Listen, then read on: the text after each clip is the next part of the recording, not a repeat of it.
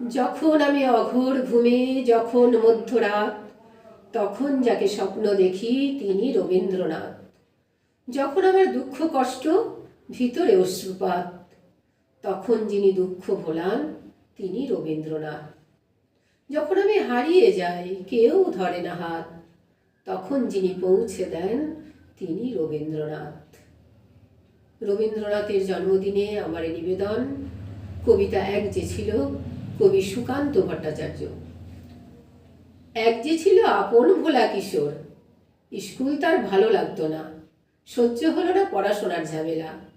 আমাদের চলতি লেখাপড়া শিখল না সে কোনো কালেই, অথচ ছাড়িয়ে গেল সারা দেশের সবটুকু পাণ্ডিত্যকে।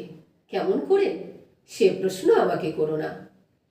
বড় মানুষের মধ্যে গরিবের মতো মানুষ, তাই বড় হয়ে সে বড় মানুষ না হয়ে মানুষ হিসেবে হলো অনেক বড়।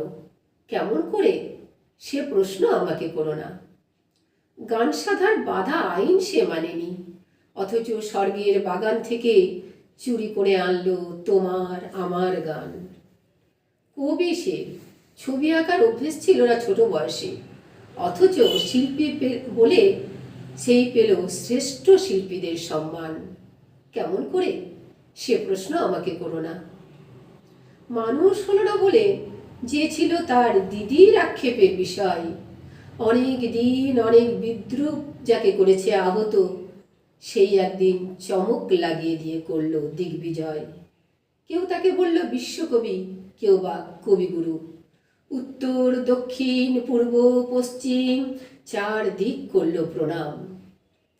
তাই আজও পৃথিবী অবাক হয়ে তাকিয়ে বলছে, কেমন করে, এই প্রশ্ন আমাকে করো না। এই প্রশ্নের জবাব তোমাদের মতো আমিও খুঁজি।